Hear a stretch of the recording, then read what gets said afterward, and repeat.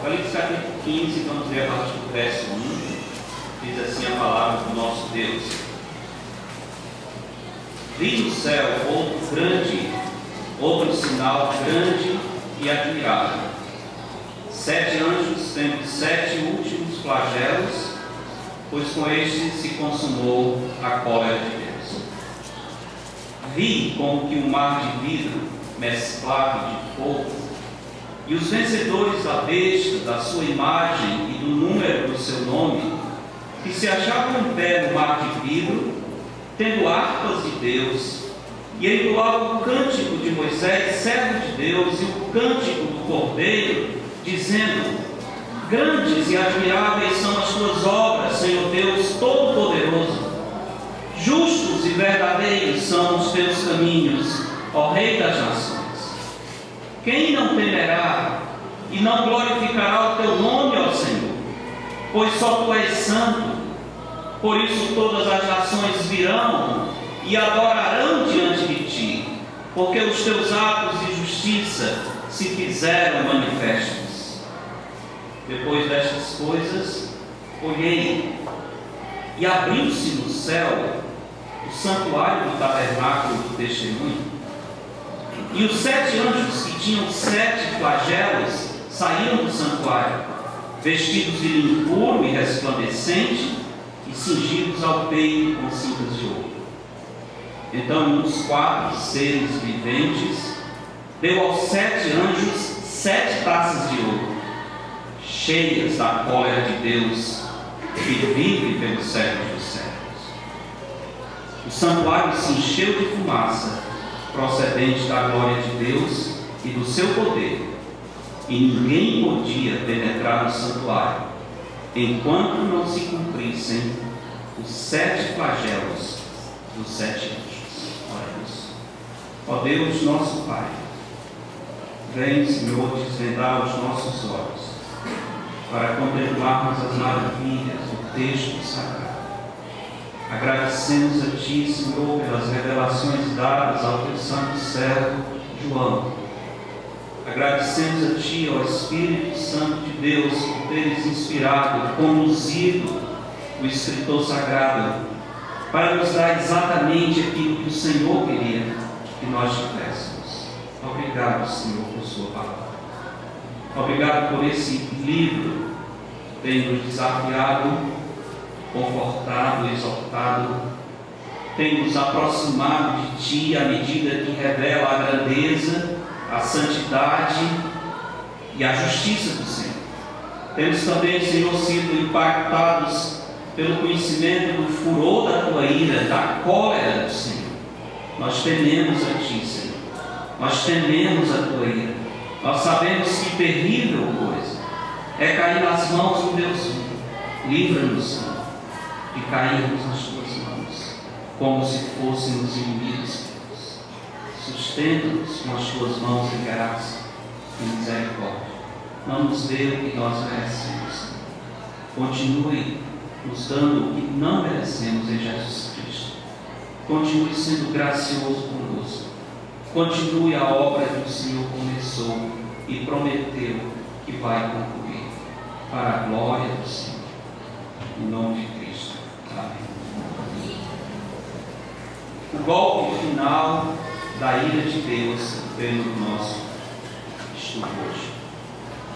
Quando a palavra de Deus anuncia o juízo vindouro, não sei se os irmãos têm observado, mas quantos sermões, quantos estudos têm vindo de Apocalipse destacando a ira de Deus.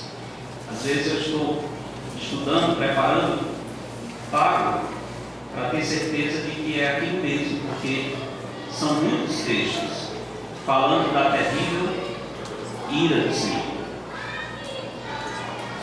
A palavra de Deus anuncia o juízo vindouro, mas muitos escarnecedores, zombadores, acham que falar da ira de Deus é uma incoerência, é algo que não combina com o caráter do Deus das Escrituras, já que Ele diz que é amor. Se Deus é amor, como é que Ele pode ter tamanha fúria, tamanha cólera? E os homens pervertidos zombam da Escritura e zombam do Deus da Bíblia, porque eles não querem admitir a natureza santa de Deus. O que eles deliberadamente esquecem é que Deus tem anunciado e praticado o juízo ao longo de toda a história. Não é somente em Apocalipse que nós vemos a grande ira do Senhor. O grande dia do juízo de Deus tem sido anunciado através dos séculos. Deus nunca ocultou em época alguma que Ele abomina o pecado, que Ele se ira, que a sua paciência tem limite. Mas os homens tolos, insensatos, não querem dar ouvidos à voz do Senhor.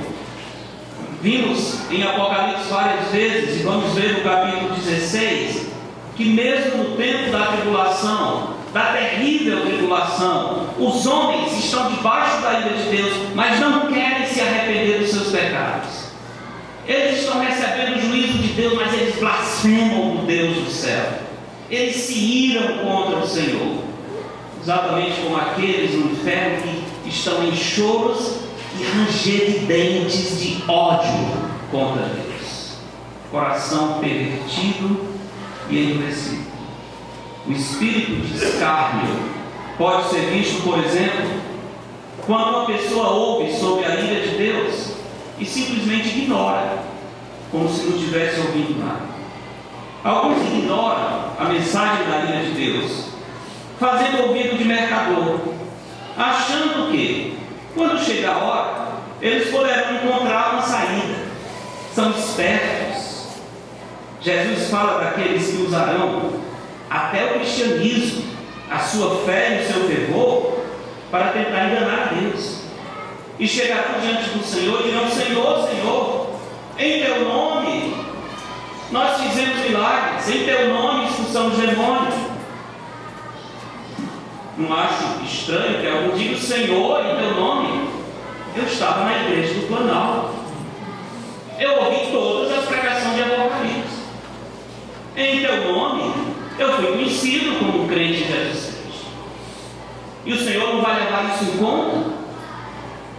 A resposta do Senhor está em Mateus 7, diz: apartai-vos de mim.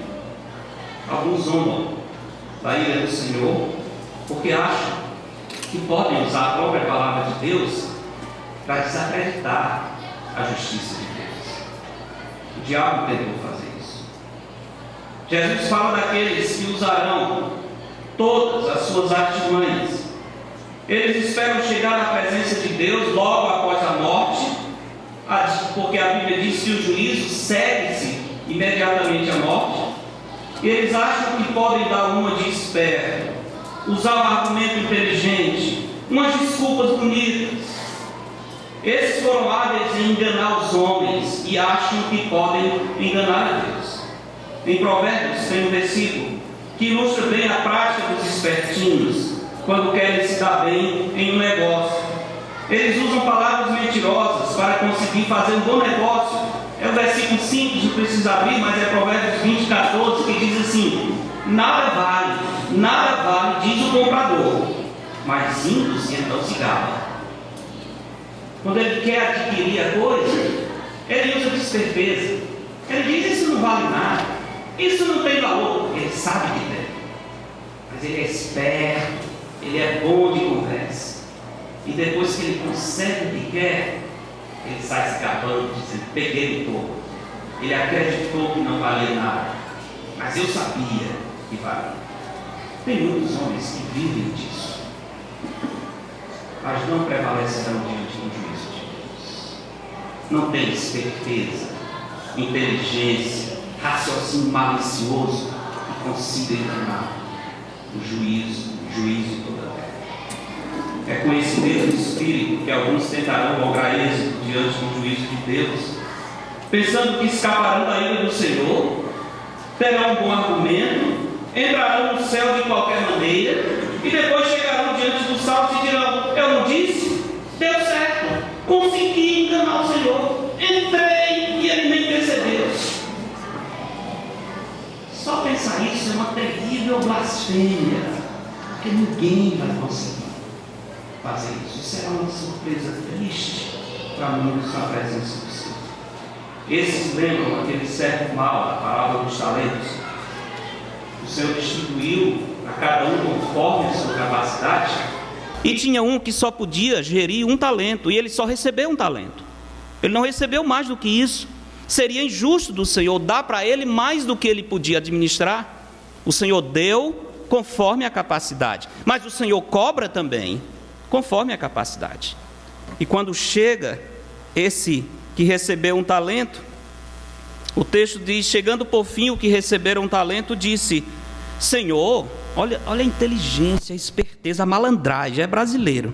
Senhor, sabendo que és homem severo, que ceifas onde não semeaste, e o bicho é bom de lábia, e ajuntas onde não espalhastes, receoso, escondi na terra o teu talento. Olha aí, Senhor, viu só como eu sou legal? Eu sei que o Senhor é um homem muito severo, eu respeitei essa sua severidade. Pois então pronto, eu fiz o melhor, está aqui, Senhor. Não deu certo?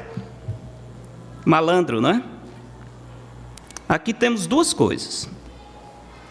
O servo mau está condenando a Deus pelo seu pecado. Ele está dizendo: o Senhor ajunta onde não espalhou, o Senhor não é justo. O Senhor colhe onde não plantou, o Senhor não é um Deus justo. Ele está acusando a Deus pela sua preguiça, pela sua irresponsabilidade espiritual.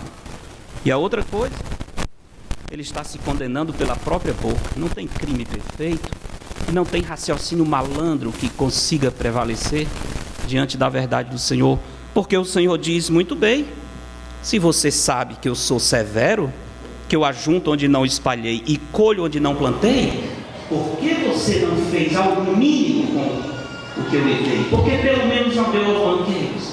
Você está se contradizendo, porque o seu raciocínio é pervertido e mentiroso. Você está me acusando e a sua boca denuncia que você é um servo falso. O resultado desse servo é: e o servo inútil, lançai-o para fora nas trevas, ali haverá choro e ranger de dentes. Há também os que ignoram a ira de Deus, zombando das profecias. Segundo Pedro capítulo 3, vale a pena abrir para lermos sobre esse outro grupo que zomba da ira do Senhor. Segunda Epístola de Pedro capítulo 3, versos 1 a 8, diz: amados, esta é a segunda epístola que vos escrevo. Em ambas, procuro despertar com lembranças a vossa mente esclarecida, para que vos recordeis das palavras que anteriormente foram ditas pelos santos profetas, bem como do mandamento do Senhor e Salvador, ensinado pelos vossos apóstolos, tendo em conta, antes de tudo, que nos últimos dias virão escarnecedores com seus escárnios, andando segundo as próprias paixões, e dizendo: onde está a promessa da sua vinda? Porque desde que os pais dormiram, todas as coisas permanecem como desde o princípio da criação. O mundo já existe há tantos séculos. Onde é que estão essas profecias de que a ira de Deus vai chegar? Meus avós já diziam isso, meus bisavós. Não, isso não tem fundamento. Por que eles pensam assim? Por causa das suas próprias paixões. Não é que eles realmente têm evidência disso. É porque isso combina com o seu desejo carnal de estar longe do Senhor. Verso 5 diz: porque deliberadamente, propositadamente, esquecem que de longo tempo houve céus, bem como terra, a qual surgiu da água e através da água pela palavra de Deus, pela qual veio a perecer o mundo daquele tempo, afogado em água. Ora, os céus que agora existem e a terra, pela mesma palavra, têm sido entesourados para fogo, estando reservados para o dia do juízo e a destruição dos homens ímpios. Ignoram a ira de Deus, dizendo que não vai acontecer, que não é possível que essas profecias se cumpram. Por que fazem isso? Porque deliberadamente esquecem, Pedro diz. Deliberadamente. Não é um lapso de memória, não é uma deficiência mental. É esperteza pecaminosa e perversa. Eles deliberadamente esquecem o que Deus fez no passado. É uma decisão firme de não levar em conta a palavra de Deus. Aqui estamos com mais um texto onde a bondade e a severidade de Deus se manifestam. Bondade para conosco, que estamos aqui e ainda temos tempo de fugir da ira de Deus.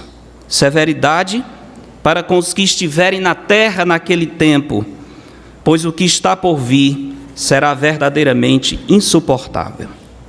Apocalipse capítulo 15, 5 a 8 nos ensina que terrível coisa é cair nas mãos do Deus vivo.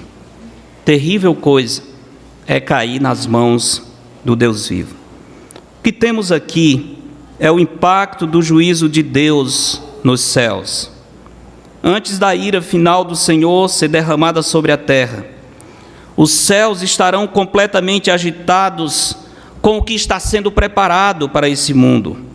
Na terra, os homens desconhecem ou ignoram o poder da ira de Deus, mas nos céus, todos sabem o que significa a ira do Senhor. Por isso, esse texto mostra os céus, os habitantes dos céus meio assustados, meio apavorados. Lembram no capítulo 8, antes de iniciar a segunda sequência de juízo, o texto diz: houve silêncio no céu por meia hora. Por que os anjos se calaram? Por que os 24 anciãos se calaram? Por que os remidos, os mártires da tribulação que têm louvado ao Senhor, se calam por meia hora? Por causa do pavor que eles sabem que vai vir sobre o mundo. É algo tão terrível que até o louvor no céu para. Eles sabem o que significa a ira de Deus. A mesma coisa temos no capítulo 15, porque estamos chegando aqui nos últimos flagelos. É a parte final, vai ser a última sequência da ira de Deus sendo derramada diretamente sobre o mundo. Começou com os selos, depois as trombetas e agora as taças. É a última sequência direta do juízo de Deus vindo sobre o mundo. Como esse texto nos mostra a verdade de que a ira de Deus será um terrível golpe sobre a terra. Da seguinte forma: primeiro, pela impressionante preparação para o juízo divino. Verso 5. Depois destas coisas, Apocalipse 15, 5. Depois destas coisas, olhei, e abriu-se no céu o santuário do tabernáculo do testemunho. Depois destas coisas, olhei, vi. Já vimos várias vezes que esse verbo ver, usado nessa maneira que está usado no verso 5, indica que algo muito grande, algo que causou uma grande impressão no apóstolo João, passou diante dos seus olhos. Ele está olhando para alguma coisa, está admirado com uma cena celestial, mas de repente vem algo ainda muito mais estrondoso. E ele tira a atenção de onde ele estava e olha para essa nova cena. É o que está acontecendo aqui. João está impressionado com a adoração dos salvos, cantando o cântico de Moisés e do Cordeiro. Grandes e admiráveis são as tuas obras, Senhor. Vejam que o verso diz que eles tinham harpas. Era um culto lindíssimo. Deus está sendo adorado com toda a beleza da música celestial. Todo os céus está cantando ao Senhor. E João está admirado, aproveitando daquela cena gloriosa. Mas, depois destas coisas, olhei, alguma coisa muito grande tira a atenção de João do culto para essa nova cena que se apresenta. Algo impressionante vai chamar a atenção do apóstolo João. O que está por vir segue-se após esse momento glorioso de adoração a Deus, onde os salvos estão adorando pelo poder, a justiça, a soberania e a santidade do Senhor. E o texto diz: olhei e abriu-se no céu o santuário do tabernáculo do testemunho. Interessante. O santuário do tabernáculo está no céu, mas geralmente ele está fechado. No capítulo 11, houve uma previsão disso, um prenúncio, onde João vê a arca. Houve uma pequena abertura. No capítulo 4, os santos estão olhando para o tabernáculo, para o trono do Senhor. Mas normalmente esse tabernáculo aparece, especialmente o Santo dos Santos, como um lugar fechado, recluso, porque a glória de Deus está ali. Mas agora não, por isso João mudou a atenção. Abriu-se o tabernáculo, ele estava fechado, mas o texto diz: abriu-se no céu o santuário do tabernáculo do testemunho. Essa é uma descrição do local onde Deus manifesta a sua glória. É a habitação do próprio Deus. Esse santuário celeste lembra o tabernáculo que foi construído por Moisés na terra. Curiosamente, uma réplica perfeita dele se encontra no céu. Hebreus 8, 2 e 5 fala disso. Por que está sendo chamado tabernáculo do testemunho? É tabernáculo de testemunho porque o objeto mais sagrado que estava no tabernáculo era a arca da aliança. E a arca da aliança também é chamada a arca do testemunho. Por que a arca do testemunho? Porque nela se continha as tábuas da lei, o testemunho da aliança de Deus. Por isso é que é chamado arca do testemunho, e por isso que o tabernáculo é chamado tabernáculo do testemunho várias vezes. O texto diz que abriu-se no céu o santuário. Essa palavra santuário podia ser traduzida também como templo. É uma referência ao Santo dos Santos. Lembra que o tabernáculo tinha pelo menos 3 partes, em si tinha 2, mas toda a área do tabernáculo estava cercado por uma parte que é chamado átrio, ali onde estava o altar de ofertas queimadas, onde estava a bacia de bronze, onde os adoradores podiam entrar. Mas no centro desse grande átrio estava o tabernáculo propriamente dito. E nesse tabernáculo propriamente dito havia 2 partes. A parte anterior, chamada o lugar santo, que não era vedado a entrada dos sacerdotes todos os dias. Ali tinha o altar de incenso, ali tinha um candelabro, tinha a mesa com os pães da proposição. E os tabernáculos, os sacerdotes diariamente entravam para trocar os pães, por exemplo, para manter as lâmpadas acesas. Não tinha problema entrar no lugar santo todos os dias. Mas o átrio mais interior é chamado de Santo dos Santos. Ali eles não podiam entrar todos os dias. Muito provavelmente foi isso que os 2 filhos de Arão tentaram fazer, Nadab e Abiú, e foram fulminados imediatamente pela glória do Senhor. Naquele local só podia entrar uma vez por ano, somente o sumo sacerdote. No dia da expiação, ele tinha que entrar com muita cautela, ele tinha que refletir tudo aquilo que o Senhor ensinou, ou do contrário, ele seria fulminado. Interessante que o sumo sacerdote tinha nas suas vestes umas campainhas. Deus disse que devia ter um cinto, várias campainhas, vários sinos amarrados no seu corpo, e um cordão grande de lã. Razão disso? 2 motivos. Se ele fosse fulminado pela ira de Deus, aquele barulho do cinto, as campainhas iam denunciar que alguma coisa aconteceu. E se ele fosse fulminado, quem entrasse para pegar era também. Então, pelo cordão se puxava o corpo do sacerdote, se ele morresse perante a glória do Senhor. E tinha que seguir esses preceitos. Eu sei que a gente lê Levítico e Êxodo e lê esses detalhes. O Senhor dá os detalhes das medidas, o tipo de tecido, quantos pregos devia ter em cada tábua, como devia ser as bases. Às vezes é até cansativa a leitura, porque é côvado para cima, côvado para baixo, você fica enrolado achando que não sabe mais o que está lendo. Mas ao ler isso, lembre-se, o nosso Deus faz tudo perfeito e Ele estabelece tudo como deve ser. Para nós, nossa mente liberal, parece um exagero.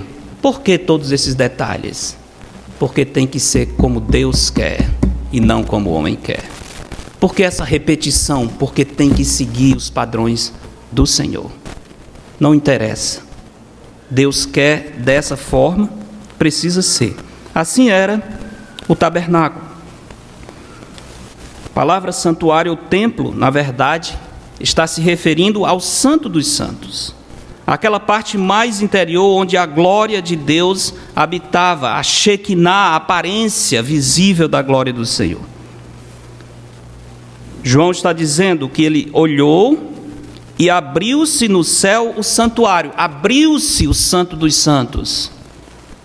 Isso significa que o juízo dos flagelos que vem sobre a terra está vindo diretamente do trono de Deus. É Deus mesmo que está tomando as rédeas da história, está dispensando ou vai dispensar sobre o mundo os piores juízos que a terra já teve notícia. Como é que o texto nos ensina que terrível coisa é cair nas mãos do Deus vivo? Primeiro, pela impressionante apresentação ou preparação para o juízo divino. Segundo, pela natureza dos agentes do juízo divino. Versos 6 e 7. E os 7 anjos que tinham os 7 flagelos saíram do santuário, da presença do Senhor, vestidos de linho puro, resplandecente e cingidos ao peito com cintas de ouro.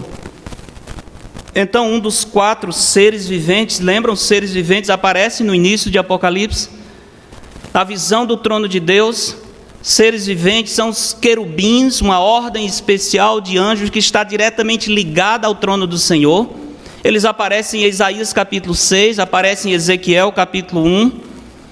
São aqueles que vivem exclusivamente, diretamente adorando ao Senhor de dia e de noite. Não tem ministério na terra, mas aqui eles estão envolvidos no juízo que virá. Os próprios querubins, aqui o texto diz, um dos 4 seres viventes deu aos 7 anjos 7 taças de ouro, cheias da cólera de Deus, que vive pelos séculos dos séculos. Os agentes do juízo de Deus, aqui como em outras partes, são os anjos. Abra em Mateus capítulo 13, rapidamente, só para vermos o Senhor Jesus antecipando a participação dos anjos no juízo vindouro. Mateus capítulo 13, capítulo das parábolas, verso 36, a explicação da parábola do joio, diz, então despedindo as multidões, chegaram? Ainda tem folha passando, é sinal que ainda não chegaram. Não deixe de escutar todas as folhas paradas, aí eu sei que todo mundo chegou em Mateus 13. 13, isso mesmo. Chegou lá, Valtinho? Muito bem. Mateus 13. Então, verso 36 diz, então despedindo as multidões, foi Jesus para casa. E chegando-se a ele, os seus discípulos disseram, explica-nos a parábola do joio do campo. Realmente é uma parábola misteriosa. Eu acredito que todos nós que estivéssemos lá ouvindo, dizer, Senhor, não entendi nada. Dá para o Senhor explicar? E o Senhor vai explicar.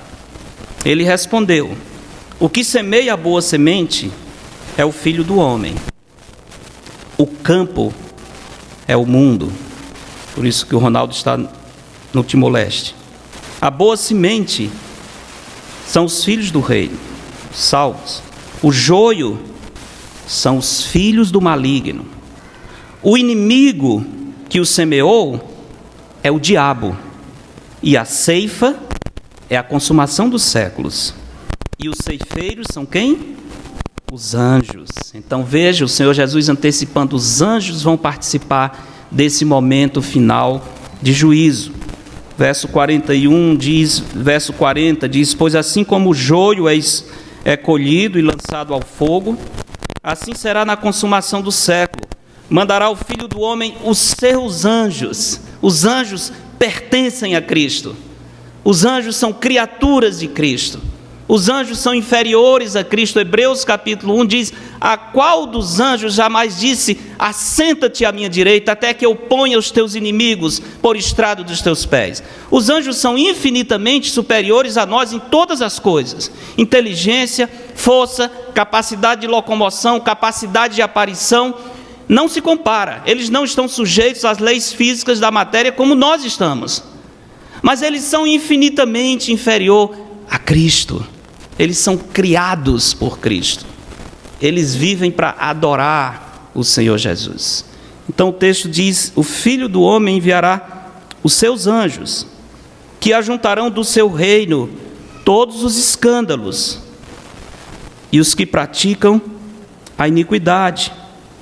Lembram que o Senhor Jesus, falando sobre os pequeninos que creem nele, ele disse: se alguém fizer tropeçar um destes pequeninos que crê em mim, melhor lhe fora que fosse pendurado ao pescoço, o quê? Uma grande pedra de moinho, e fosse afogado no mar. Isso seria uma penalidade menor, insignificante, diante daquilo que o Senhor tem preparado para os que causam escândalos e fazem tropeçar os que creem em Cristo. Ele ajuntará todos os escândalos, os que praticam a iniquidade, e os lançarão na fornalha acesa. Ali haverá choro e ranger de dentes. Então os justos resplandecerão como o sol no reino de seu Pai.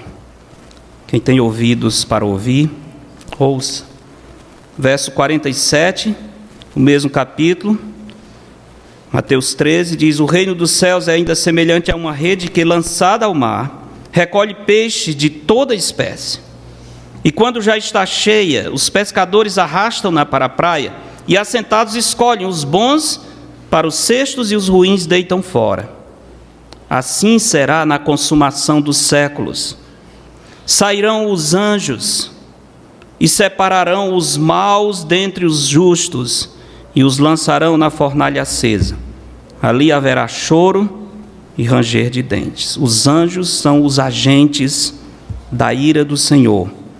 Várias vezes em Apocalipse, especialmente aqui, nas últimas pragas que o Senhor vai enviar. O texto diz que os 7 anjos tinham os 7 flagelos, e eles saíram do santuário. A palavra flagelos, já falei disso no início do capítulo 15, significa praga ou ferida. O mundo vai ser abalado pelos golpes desferidos pelo Rei das Nações. E naquele momento, finalmente, o mundo vai acreditar que terrível coisa é cair nas mãos do Deus vivo. Não vão se arrepender, mas vão reconhecer que estão sob a terrível ira do Senhor. Veja o capítulo 16, só antecipando um pouco. Verso 8, o 4º flagelo, diz: o 4º anjo derramou a sua taça sobre o sol, e foi-lhe dado queimar os homens com fogo. Confesso que às vezes eu estou na rua, num momento quente assim, meu dia, eu lembro desse versículo. E eu fico pensando, bem, está quente, mas pelo menos tem sombra, dá para aguentar. Mas na tribulação não vai ter para onde recorrer. O calor do sol vai matar as pessoas. Vai ser como fogo mesmo. Com efeito, os homens se queimarão com um intenso calor. Eu imagino os pneus do carro derretendo. Eu imagino o celular derretendo dentro do bolso. Um calor intenso, a vida é insuportável. Não é verdade? Os eletrônicos tudo derretendo. Tudo que é de metal se fundindo. Vai beber água, a água está fervendo. É terrível. É terrível. É bom fazer café, mas você não vai aguentar tomar café todo o tempo. Não vai aguentar. É simplesmente terrível isso. Os homens se queimarão com intenso calor. O verso 9 diz: com efeito, os homens se queimaram com intenso calor e blasfemaram o nome de Deus, que tem autoridade sobre estes flagelos, e nem se arrependeram para lhe darem glórias. Verso 10: derramou o 5º a sua taça sobre o trono da besta, cujo reino se tornou em trevas, e os homens remordiam a língua por causa da dor que sentiam, e blasfemaram do Deus do céu, por causa das angústias e das úlceras que sofriam, e não se arrependeram das suas obras. Que dureza de coração. Verso 17: Então derramou o sétimo anjo a sua taça pelo ar. Saiu grande voz do santuário do lado do trono, dizendo: feito está. E sobrevieram relâmpagos, vozes e trovões, e ocorreu grande terremoto. Fico sempre pensando nesses terremotos que estão acontecendo aqui e ali. Nunca na terra aconteceu um terremoto como esse. Talvez seja o que os moradores da Califórnia chamam o Big One, né? Estão sempre esperando o Big One, que vai destruir, que vai afundar o estado da Califórnia. Não sei, a Bíblia não diz que é o Big One, mas se for maior do que esse aqui, é muito sério. Porque diz: ocorreu grande terremoto, como nunca houve desde que há gente sobre a terra. Tal foi o terremoto, forte e grande. E a grande cidade se dividiu em 3 partes, e caíram as cidades das nações. No mundo inteiro vai haver mortos. E lembrou-se Deus da grande Babilônia, para dar-lhe o cálice do vinho do furor da sua ira. Todas as ilhas fugiram, isso é, foram submergidas com os maremotos, com os tsunamis, e não foram achadas. Os montes não foram achados. Também desabou do céu sobre os homens grande saraivada com pedras que pesavam cerca de 1 talento. E por causa do flagelo da chuva de pedras, novamente, os homens blasfemaram de Deus, porquanto o seu flagelo era sobremodo grande. A dureza do coração humano é indescritível. Indescritível. Nós nunca devemos nos admirar, porque dentro do coração humano há potencial para uma rebeldia indescritível e intensa. Há potencial para um ódio terrível contra Deus, que não se curva mesmo diante da ira do Senhor. Por isso no inferno tem choro e ranger de dentes. Os anjos têm os 7 últimos flagelos. Eles estão vestidos de linho puro, lembrando a sua santidade, e resplandecente, e cingidos ao peito com cintas de ouro. Se nós lembrarmos Apocalipse capítulo 1, o Senhor Jesus tinha cintas de ouro. Então a ideia de semelhança com Cristo lembram as vestes do Senhor Jesus, quando aparece em Apocalipse 1,13. Verso 7 diz: então um dos 4 seres viventes, um querubim, deu aos 7 anjos 7 taças de ouro, cheias da cólera de Deus, que vive pelos séculos dos séculos. A presença dos seres viventes aqui acrescenta um tom de maior severidade e urgência nesse momento. Os céus sabem que o pior que já aconteceu nesse mundo vai ser agora. Por isso toda essa agitação no tabernáculo de Deus. Tudo isso confirma que a ira, o juízo, vem do trono do Senhor. As taças reforçam o ensino de que a iniquidade do mundo encheu o cálice da ira de Deus, e agora o mundo vai bebê-lo sem mistura. Capítulo 14, verso 9 diz: seguiu-se a estes outro anjo, o terceiro anjo, dizendo em grande voz: se alguém adora a besta e a sua imagem, e recebe a sua marca na fronte ou sobre a mão, também esse beberá do vinho da cólera de Deus, preparado sem mistura, o cálice da sua ira, e será atormentado com fogo e enxofre diante dos santos anjos e na presença do Cordeiro. Cálice da ira de Deus misturado, vinho de Deus dado para eles sem mistura. Eles terão que beber esse vinho preparado sem mistura. Eles bebiam vinho, sim, nesse tempo, mas geralmente era 3 partes de água para 1 de vinho. Sei que muitos dizem: mas a Bíblia diz que é para beber vinho, não é nada, não é mal beber vinho e tal. Pode estourar a barriga tomando 3 partes de água e de vinho. Acho que antes de ficar bêbado, você já teve um problema, né? Mas aqui em Apocalipse diz: que o vinho, o cálice da ira de Deus, vai ser dado sem mistura alguma. É a ira destilada, é profunda e terrível do Senhor, dada sem nenhum atenuante, para um mundo de homens perversos, que através dos séculos tem zombado do Deus que vive pelos séculos dos séculos. Esse é o momento em que o Senhor está acertando contas com o mundo. Momento terrível. A palavra taças aqui não descreve uma taça profunda, como uma bacia ou algum recipiente que contenha muito líquido. Mas a palavra aqui descreve um recipiente raso, quase como uma bacia, uma bandeja, não um copo, mas como uma bandeja. Por quê? O significado disso é que a ira de Deus não vai ser derramada como se fosse em um copo, que você pode derramar lentamente o líquido. Não vai ser assim. A ira de Deus será derramada de uma bandeja, virada de uma vez, completamente, em um instante, em um golpe, o Senhor vai virar a sua ira sobre o mundo. Por isso que a palavra não descreve um copo, descreve uma taça rasa, como se fosse uma bandeja. O juízo será derramado de uma vez instantaneamente. A bacia será virada de um só golpe, e o mundo será inundado pela ira de Deus, à medida em que esses anjos obedecerem às ordens do Senhor. Por causa dos agentes do juízo de Deus, nós podemos ver que terrível coisa é cair nas mãos do Deus vivo. Finalmente, o verso 8 nos diz que por causa do abalo celeste diante do juízo divino, nós podemos ter certeza de que terrível coisa é cair nas mãos do Deus vivo.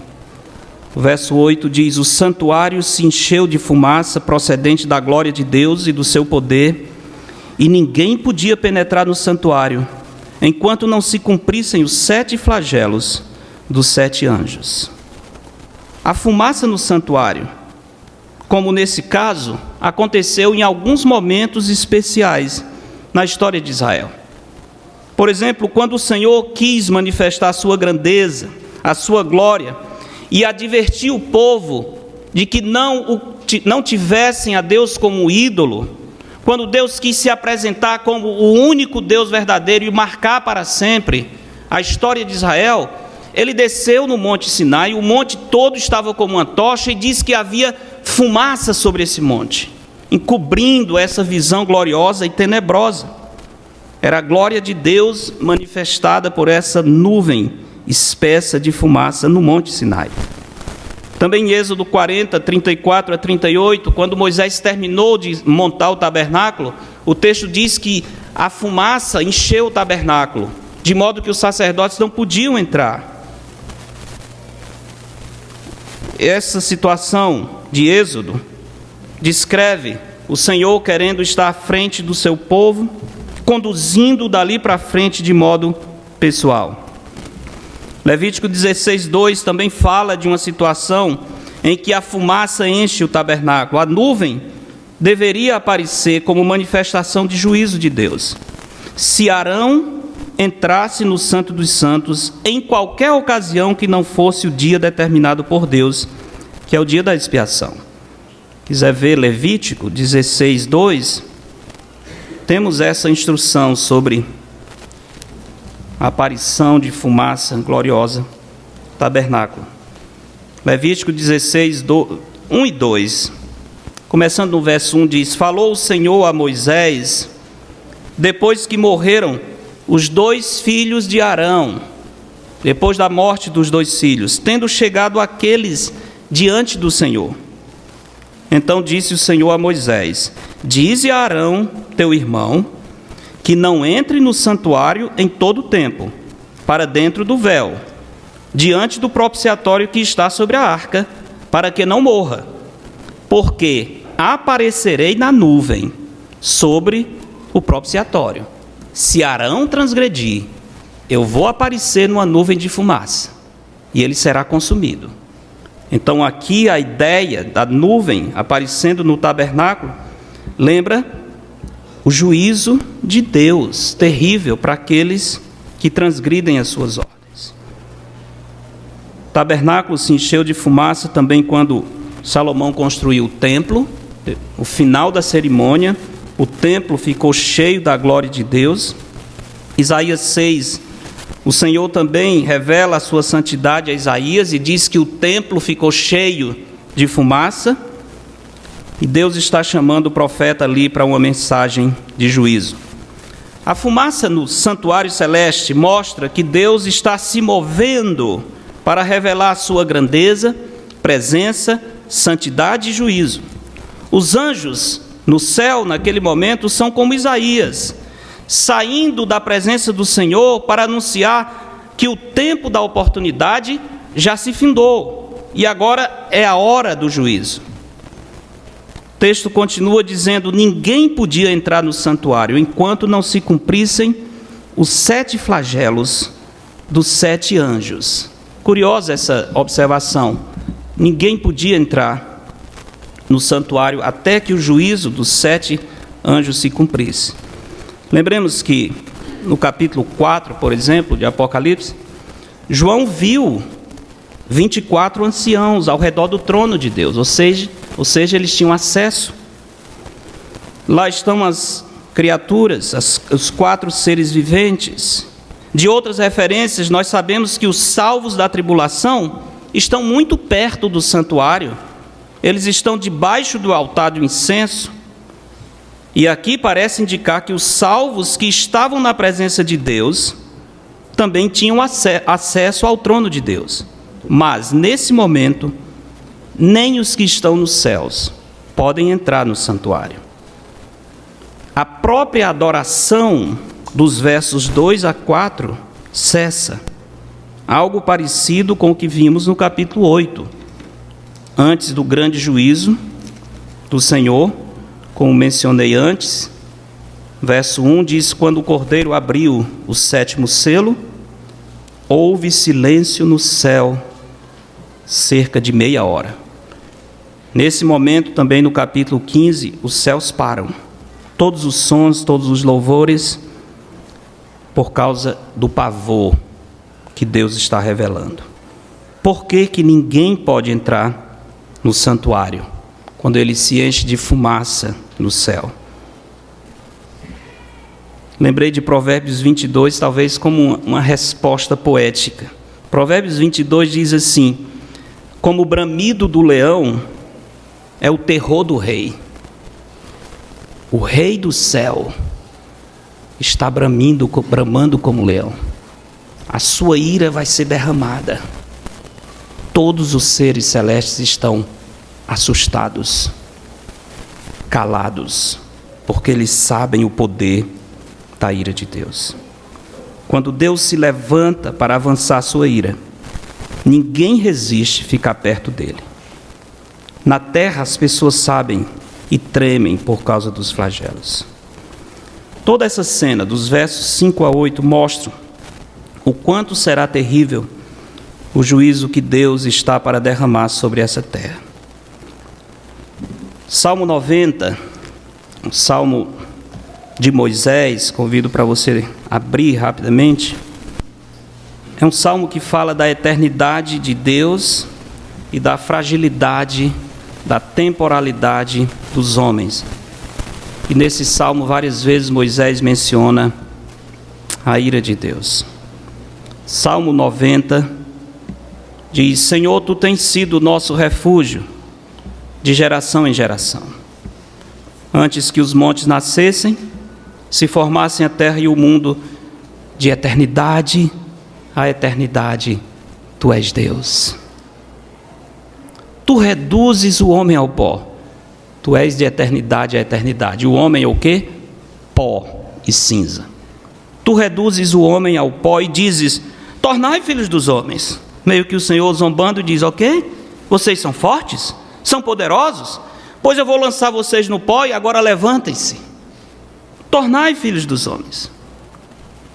Pois 1000 anos aos teus olhos são como o dia de ontem que se foi, como a vigília da noite. Tu os arrastas na torrente, são como um sono, como a relva que floresce de madrugada viceja e floresce, à tarde murcha e seca. Tão rápido assim, como uma relva que aparece de manhã, à tarde murcha e seca, assim a vida humana. Assim é com essa mesma rapidez, comparado com a eternidade de Deus, para quem 1000 anos são como um dia, que existe de eternidade a eternidade. O que significa 80 anos, 90 anos, diante do Deus eterno? Significa um sono, um leve pensamento. Significa que antes de ser já não é mais. Essa é a extensão da nossa vida diante de Deus. Nós achamos que não, mas é assim mesmo, exatamente assim. Eu sei que os mais novos ficam dizendo, esse velho, 50 anos, está falando besteira. Não, tá. Podem falar. Eu já falei isso também. E já eu vou ver vocês falando, se eu não for antes. Puxa vida, foi como o dia de ontem. Já, dá para voltar? Não. Tem chance? Não. E agora? Agora acabou-se. Só isso. Mas, Senhor, foi muito rápido. Eu avisei que ia ser rápido. Era como um sono, porque você não acordou. Como a relva. Eu sou eterno. Vocês são pó e cinza. Reconheçam isso. Reconheçam isso. Salmo 90 nos adverte. Verso 7 diz, pois somos consumidos pela tua ira e pelo teu furor conturbados. Diante de ti puseste as nossas iniquidades, e sob a luz do teu rosto os nossos pecados ocultos. Como vamos resistir? Pois todos os nossos dias se passam na tua ira, acabam-se os nossos anos como um breve pensamento.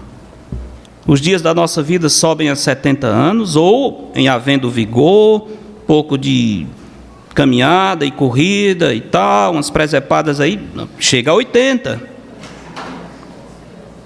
Nesse caso, o melhor deles é canseira e enfado, porque tudo passa rapidamente e nós voamos. Fosse o menos caminhando, né? Mas é voando. E o verso 11, quem conhece o poder da tua ira e a tua cólera, segundo o temor que te é devido? Pergunta penetrante, interessantíssima. Quem conhece o poder da tua ira? Os homens rebeldes desconhecem, mas nos céus os anjos conhecem o poder da ira de Deus, e eles temem essa ira. Moisés entende que algo essencial para que o homem não seja consumido e que possa vencer a sua transitoriedade é conhecer a poderosa ira do Senhor. Foi essa mensagem que João Batista trouxe com ênfase logo no início do seu ministério. Ele dizia, após mim virá outro que vos batizará com Espírito Santo e com fogo. O machado ele já tem à mão e cortará, jogará o joio no fogo inextinguível, recolherá o trigo nos celeiros, mas o joio será jogado em fogo inextinguível. João Batista fala de duas situações: o batismo no Espírito, a vinda do Espírito, e o batismo no fogo, o juízo de Deus em Apocalipse. João fala dos dois juntos, mas há um espaço já de 2000 anos entre a vinda do Espírito, o batismo no Espírito e o batismo no fogo, que vai acontecer nos últimos dias, quando a ira do Senhor atingir esse mundo. O primeiro, no Espírito, fala da paciência, do amor, da salvação. O último, o batismo no fogo, mostra a ira e o juízo insuportável. João fala dos dois como algo perto, imediato, mas nós sabemos que se trata do juízo dos últimos dias, esse batismo no fogo. O primeiro, no Espírito, já ocorreu. O segundo virá e pode iniciar a qualquer momento, quando a igreja de Cristo for arrebatada desse mundo. Meus irmãos, apóstolo João, mais uma vez, está nos lembrando do cálice da ira de Deus. O Senhor tem um cálice da sua ira, que está sendo cheio ao longo dos séculos, e vai transbordar. E quando ele transbordar, esse cálice de ira será dado sem mistura a esse mundo. Mas o Senhor também tem o cálice da salvação. Salmo 116, 13 diz que darei ao Senhor por todos os seus benefícios para comigo. E o salmista diz: tomarei o cálice da salvação, me abrigarei em Cristo, receberei o presente da sua graça. O Senhor nos oferece o cálice da salvação, mas os que não quiserem esse cálice terão que beber o cálice da ira de Deus. Infelizmente, ao longo do livro de Apocalipse, nós vemos quanto o coração do homem é duro, pois os que chegarem até esse momento descrito no capítulo 15, eles terão recusado todos os apelos do Senhor. Salomão diz: feliz o homem constante no temor do Senhor, mas o que endurece o coração cairá do mal, e parte do mal pode ser a condenação eterna. Muitos observam a calamidade descrita em Apocalipse e pensam: ainda bem que isso não se refere ao nosso tempo, eu não vou passar por tudo isso. Se alguém aqui pensa assim, a melhor resposta que eu tenho é a que Jesus deu aos que estavam lhe interpelando em Lucas 13, quando ele disse: ou cuidais que aqueles 18 sobre os quais desabou a torre de Siloé e os matou, eram mais culpados que todos os outros habitantes de Jerusalém. Vocês acham que eles receberam o juízo da morte porque eram mais culpados? Não eram, Jesus diz. E eu vos afirmo: se não vos arrependerdes, todos igualmente perecereis. Se não vos arrependerdes, todos igualmente perecereis. Não posso terminar sem perguntar: todos aqui já se arrependeram?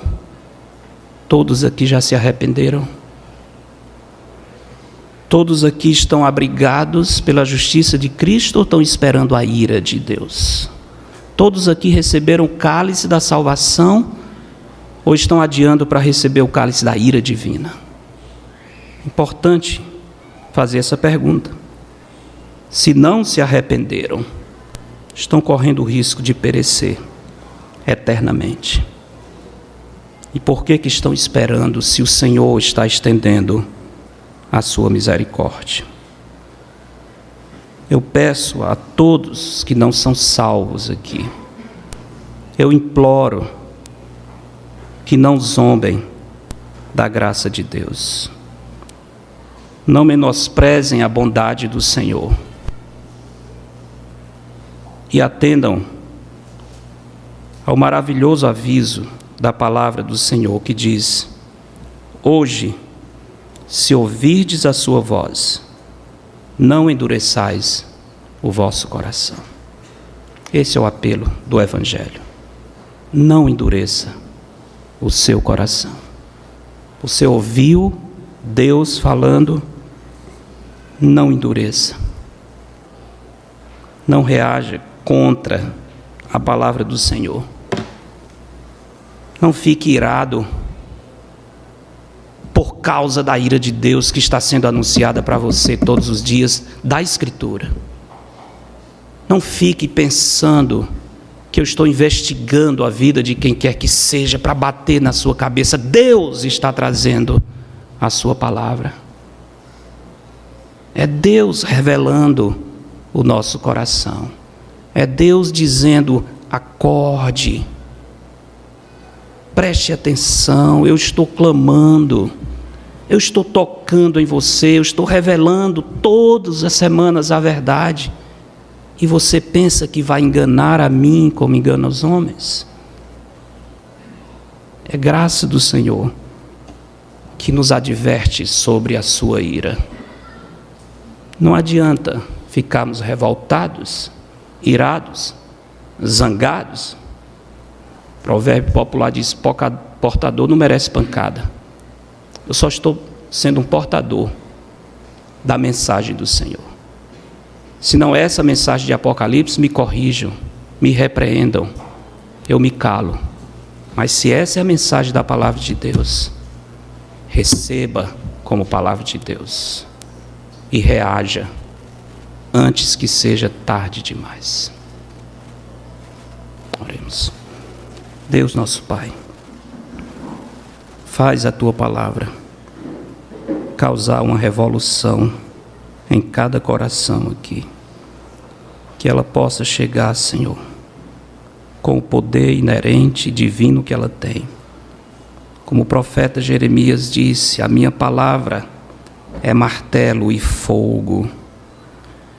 Aplica, Senhor, o martelo da Tua palavra nos corações duros. Aplica o fogo do Teu juízo nos que vivem zombando da Tua graça. Faz, Senhor, a Tua palavra ser palavra de salvação e não de condenação para todos os que têm ouvido essas pregações em Apocalipse. Edifica a Tua igreja, Senhor. Dá-nos a alegria de termos muito mais trigo e pouco joio. Tem misericórdia dos que tentam enganar a Ti. Tem misericórdia. Em nome de Jesus. Amém.